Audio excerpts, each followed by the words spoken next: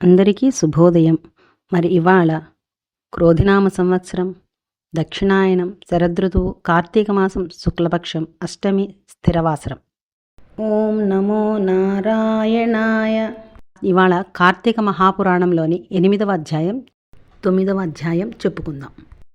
మరి నిన్న 7వ అధ్యాయంలో కార్తీక మాసంలో శివకేశవులను ఏ ఏ పూలతో పూజించాలి, ఏ సమయంలో పూజించాలి, ఏ ఏ కార్యాలు చేయడం వల్ల కర్మ విముక్తులవుతారు అనే విషయం తెలుసుకున్నాం. మరి ఇవాళ అష్టమాధ్యాయంలో అజామిళుని కథ చూద్దాం.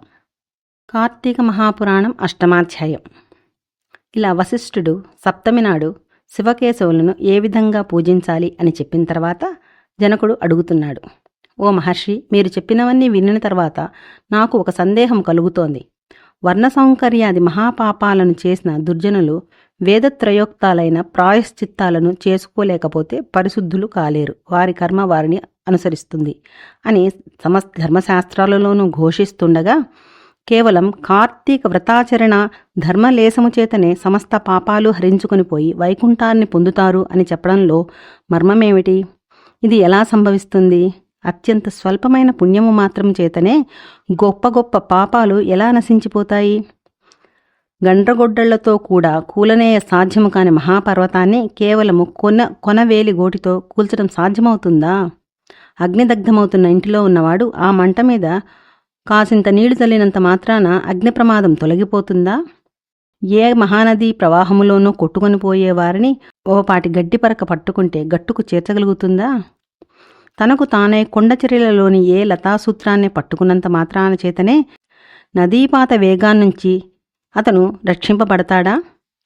ఓ వశిష్ఠ, ఈ విధమైన దృష్టాంతాల రీత్యా మహాపాపులైన వాళ్ళు సహితము అతి స్వల్పమైన కార్తీక వ్రతాచరణము వలన పాపరహితులు పుణ్యాత్ములు ఎలా అవుతారు? వీటికి సమాధానమేమిటి అని అడిగాడు. అందుకు జ్ఞానహాసం చేస్తూ వశిష్ఠుడు జనకుని ప్రశ్నకు సమాధానం చెప్పడం మొదలెట్టాడు. మంచి విమర్శే చేశావు మహారాజా, చెబుతాను విను. ధర్మాన్ని సూక్ష్మంగా చింతించాలే గాని స్థూల రూపాన్ని మాత్రం ఆలోచించకూడదు. అదికాక వేదశాస్త్ర పురాణాలన్నీ కూడా అనేక ధర్మ సూక్ష్మాలను మనకి అందిస్తున్నాయి.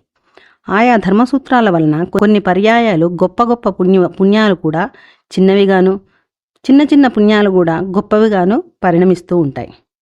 ధర్మాలన్నీ గుణత్రయంతో కూడుకొని స్వల్ప అల్పతలను సిద్ధింపజేసుకుంటాయి.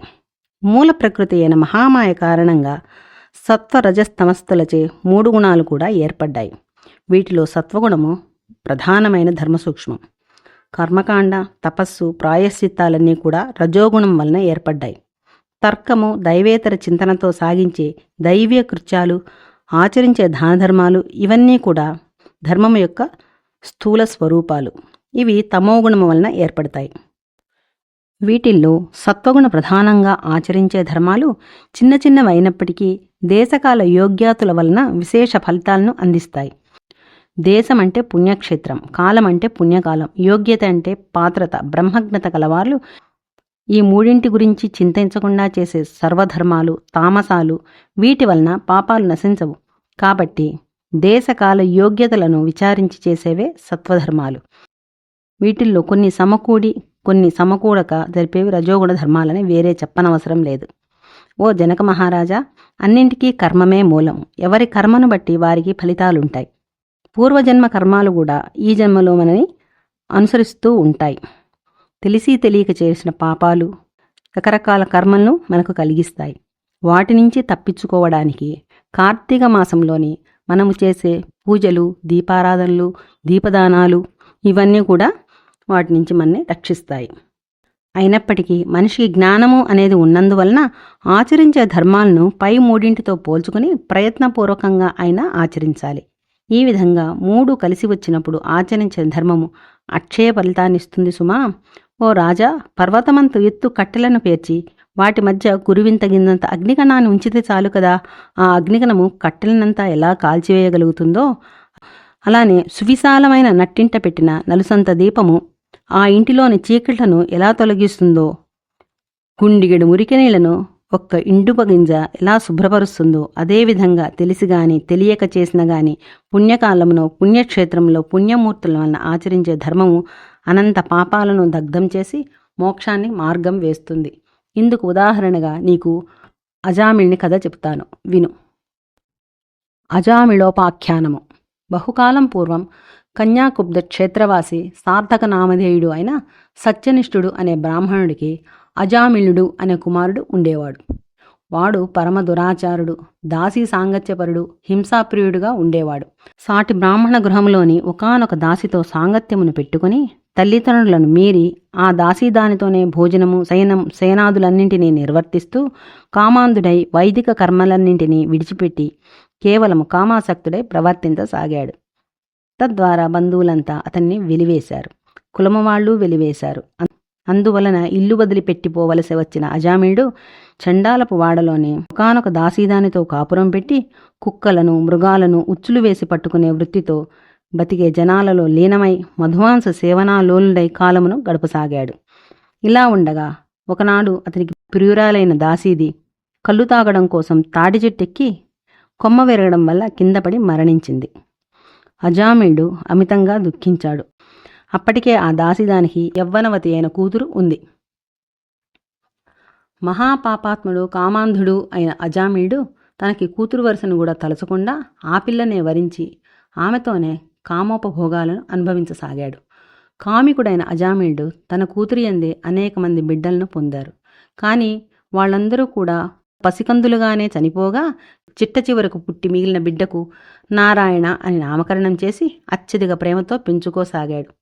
తాను తింటున్నా, నిద్రిస్తున్నా, ఏం చేస్తున్నా సరే సతతం అతనినే స్మరించుకుంటూ నారాయణ నారాయణ అని పిలుచుకుంటూ తన్మయుడవుతూ ఉండేవాడు. ఇలా కాలము గడిచి అజామిళుడు కాలం చేసే సమయం ఆసన్నమైంది. అతడిలోని జీవుని తీసుకుపోయేందుకు ఎర్రని గడ్డములు, మీసములు కలిగి చేత దండపాశాలను ధరించి భయంకర రూపులైన యమదూతలు వచ్చారు.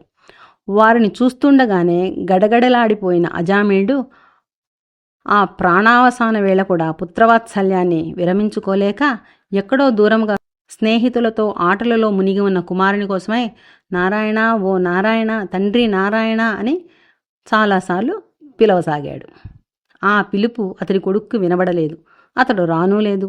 కానీ చేరువకు వచ్చిన యమదూతలు ఆ నారాయణ నామస్మరణము విని వెనుకకు జంకారు. అదే సమయంలో అక్కడ ఆవిష్కృతులైన విష్ణుదూతలు, ఓ యమదూతలారా, అడ్డు తొలగండి, ఇతడు మాచే తీసుకొని పోవలసిన వాడే, మీరు తీసుకుని వెళ్లాల్సిన వాడు కాదు అని హెచ్చరించాడు. వికసిత పద్మాల వలె విశాలమైన నేత్రాలు కలవాళ్ళు, పద్మమాలాంబర వసనులు అయిన ఆ పవిత్ర విష్ణు పారిషదులను చూసి విభ్రాంతులైన యమదూతలు, అయ్యా మీరెవరు? యక్ష గంధర్వ సిద్ధ చారణ కిన్నెర విద్యాధరులలో ఏ తగుకు చెందినవారు? మా ప్రభువైన యమధర్మరాజు మాకు విధించిన ధర్మమురీత్యా మేము ఇతని తీసుకుని వెళ్ళవలసి ఉన్నది. ఈ జీవుని మీరెందుకు తీసుకుని వెళ్తున్నారు అని అడగడంతో విష్ణుదూతలు ఈ విధంగా చెప్పడం మొదలెట్టారు. 9వ అధ్యాయం. యమదూతల ప్రశ్నలకు చిరునవ్వు మొహం కలవారై విష్ణుదూతలు ఇలా భాషించసాగారు. ఓ యమదూతలారా, మేము విష్ణుదూతలము. మీ ప్రభువు మీకు విధించిన ధర్మాలేమిటి? పాపాత్ములెవరు, పుణ్యాతులెవరు, యమదండనకు అర్హులైన వారెవరు? అవన్నీ విపులీకరించి చెప్పండి అన్నారు. విష్ణుదూతల ప్రశ్నలకు యమదూతలు ఇలా సమాధానం చెప్పడం మొదలెట్టారు. సూర్య చంద్రాగ్ని వాయురాకాశ గోసంధ్యలు, దశదిశా కాలాలు, వీనిని మానవుల యొక్క పాపపుణ్యాలకు సాక్ష్యాలుగా విచారించి వారిని మేము శిక్షిస్తాము. ఓ విష్ణుదేవతలారా, శ్రద్ధగా వినండి. వేదమార్గాన్ని విడిచి స్వేచ్ఛాపరులు, సాధుజన బహిష్కృతులు, యమదండనార్హులు, బ్రాహ్మణుని, గురువుని, రోగిని పాదాలతో తాడించేవాడు, తల్లిదండ్రులతో కలహించేవాడు, అసత్యవాది, జంతుహింసకుడు, దానము చేసిన దాన్ని మరలా ఆశించేవాడు, డాంబికుడు, దయారహితుడు, పరభార్యా సంగముడు, సొమ్ములను తీసుకునే పక్షాన్ని అవలంబించేవాళ్ళని, చేసిన దానాన్ని బయటపెట్టుకునేవాడిని, మిత్రద్రోహిని, కృతజ్ఞులని, ఇతర పురుషుల సంతతిని చూసి ఏడ్చేవాడిని, కన్యాశుల్కాలతో జీవించేవాడిని, వాపి కూప తటాకాది నిర్మాణ ఆటంకపరులని, తల్లిదండ్రుల శ్రాద్ధకర్మలను విడిచిన వానిని, కేవలం భోజనం గురించి ఆలోచన చేసేవాడిని, ఇతరులు చేసిన దానాన్ని నిరోధించేవాడిని, నిత్యం స్నానసంధ్యాదులను విడిచిన వానిని, బ్రాహ్మణ, అశ్వగోహత్య ఇత్యాది పాపయుక్తులైన వారందరూ కూడా యమలోకంలో మా చేత దండించబడుతూ ఉంటారు.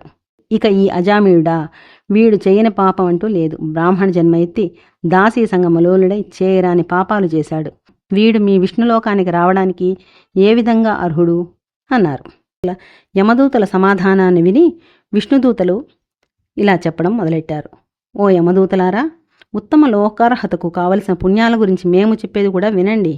ఏ కారణం వలన గాని దుస్సంగమాన్ని వదిలి సత్సంగంలో కలిసేవాడు, నిత్యము దైవచింతనాపరుడు, స్నాన సంధ్యా జప హోమ తర్పరుడు మీ యమలోకానికి అర్హులు కారు. ఓ యమదూతలారా, అసూయారహితులై జపాగ్నిహోత్ర నిర్వాహకులై సర్వకర్మలను సగుణ బ్రహ్మార్పణం చేసేవారు, జలాన్న గోదాతలు, వృషోత్సర్జనాకర్తలు యమలోకాన్ని పొందేందుకు అనర్హులు. విద్యాదాత గురువులు, పరోపకారశీర్లు, హరిపూజా ప్రియులు, హరినామ జపకులు, వివాహ ఉపనయనాలను చేయించేవారు, అనాథ ప్రేత సంస్కారకర్త వీళ్ళెవ్వరూ మీ యమదండనకి అర్హులు కారు. నిత్యము సాలగ్రామాన్ని అర్చించి తత్తీర్థాన్ని పానము చేసేవాడు, తులసీ కాష్ట మూలికను ధరించేవాడు అంటే తులసిమాలను ధరించేవాడు, గృహాంగణాలలో తులసిని పెంచేవాడు, గృహంలో తులసి మొక్కను పెంచేవాడు, భాగవతాన్ని పఠించేవాడు, పూజించేవాడు, వినేవాడు, సూర్యుడు మేష తుల మకర సంక్రాంతులందుండగా ప్రాతస్సమయమున స్నానమును ఆచరించేవాళ్ళు వీళ్ళెవరూ కూడా మీ యమలోకానికి అర్హులు కారు. తెలిసి గాని తెలియక గాని హరినామ సంకీర్తనం చేసేవాళ్ళు పాప విముక్తులవుతారు. ఓ యమదూతలారా, ఇన్ని మాటలెందుకు? ఎవరైతే అవసాన కాలంలో ఒక్కసారైనా హరినామ స్మరణ చేస్తున్నాడో వాడు విష్ణులోకానికే వస్తాడు. ఈ విధంగా సాగుతున్న యమ విష్ణుదూతల సంవాదాన్నంతటినీ విన్న అజామిళుడి శరీరంలోని జీవుడు తన శారీరక కృతదాసి సాంగత్యాది పాపాలను తలుచుకొని దుఃఖిస్తున్న జీవుడు స్పృహామయుడై ఆశ్చర్యాన్ని పొందాడు. ఇదేం ఆశ్చర్యం? ఈ నల్లని కత్తులను ధరించిన యమదూతలు ఏమైపోయారు? నేను ఈ వైకుంఠంలో ఎలా ఉన్నాను? పూర్వజన్మ పుణ్యము కాకపోతే నా జిహ్వపై హరినామము ఎలా వచ్చింది? నాకు ఈ వైకుంఠము ఎలా ప్రాప్తించింది అని తనలో తానే అనుకుంటూ హరినామస్మరణము చేయసాగాడు. కాబట్టి ఓ రాజా, కేవలం హరినామస్మరణమే అంత ముక్తిప్రదమైనది కాగా హరిప్రియంకరమైన కార్తీక వ్రతమును ఆచరిస్తే ఎంత పుణ్యం కలుగుతుందో ఊహించు అంటూ ఆపాడు వశిష్ఠుడు. ఇక అజామిళుని యొక్క పూర్వ వృత్తాంతం రేపటి కథలో తెలుసుకుందాం.